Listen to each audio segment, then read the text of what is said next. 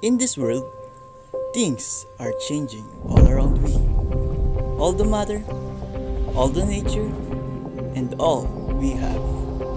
The materials around we are changing in size, shape, and structure, even releasing or absorbing energy, creating new substances. In chemistry, most changes are divided into two categories: physical change and chemical change. Hi class, I'm Kobe from St. Scholastica. Today, I'm gonna show you some differences between physical change and chemical change. But first, let's talk about physical change. What is physical change? Physical change are changes affecting the form of a chemical substance, but not its chemical composition. Physical change are used to separate mixture into their component compounds, but cannot usually be used to separate compounds into chemical elements or simpler compounds. This is an ice. This is a type of water that formed into ice. It is called a freezing point from liquid to solid because it exposed to a lowest temperature that gives a kinetic energy moves slower. Also, ice is a unique substance because its solid state that ice is less dense than its liquid state. Second, a boiling water. It is also a type of liquid that forms into gases. It is called a boiling point. It contains a high temperature, thus these also particles lose its motion and produce kinetic energy. With this form of appearance is about they absorb a heat but different kind of heat.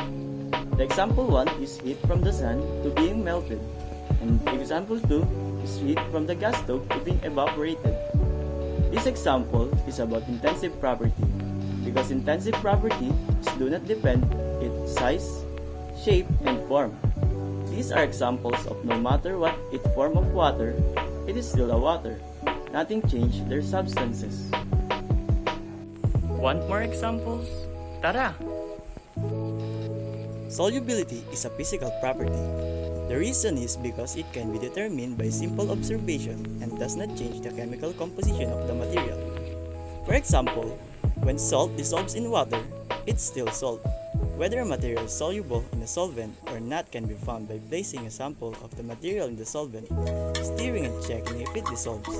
If the material is soluble, the solubility is the maximum amount of given that dissolves in a solvent at a given temperature. The units of solubility are grams per 100 grams of solvent, grams per liter or moles per liter. This is a type of mixture, a homogeneous mixture. Other example is the electric conductor. This process does not change the chemical structure or composition of the compound. Thus, conductivity is a physical property. And now, let's talk about a chemical change. What is chemical change? Chemical change occurs when substance combine with another to form a new substance, called chemical synthesis, or alternatively, chemical decomposition into two or more different substances. These processes are called chemical reaction and in general are not reversible except by further chemical reaction. Burning paper represents a chemical change as it forms a new substance with different properties. Paper is a combustible and flammable substance and catches fire easily. After it catches fire, it burns, and the residue left behind is called ash.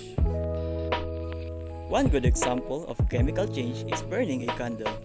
The act of burning candle actually results in the formation of new chemicals, carbon dioxide and water, to be exact from the burning of the wax. In this case, not only has the appearance changed, but the structure of the molecules has also changed. The new substances do not have the same chemical properties as the original ones. Therefore, this is a chemical change. Have you ever wondered why bananas turn brown when left on the corner for a while? The reason for this is oxidation, a chemical process that affects many fruits including oranges, apricots, and apples. These fruits contain enzyme called polyphenol oxidase, which causes a chemical reaction when exposed to oxygen. This is called biodegradable. we can actually see molecules breaking and forming bonds. Although that's what defines chemical change, we have to make other observations to indicate that chemical change has happened. Some of the evidence for chemical change will involve the energy changes that occur in chemical changes. But some evidence involves the fact that new substances with different properties are formed in a chemical change. In this video, we all know about the differences between physical change and chemical change, the properties, uses, and appearance. Always remember, physical changes are reversible, and chemical changes are irreversible. Again, I'm Kobe Kalika from Saint Scholastica.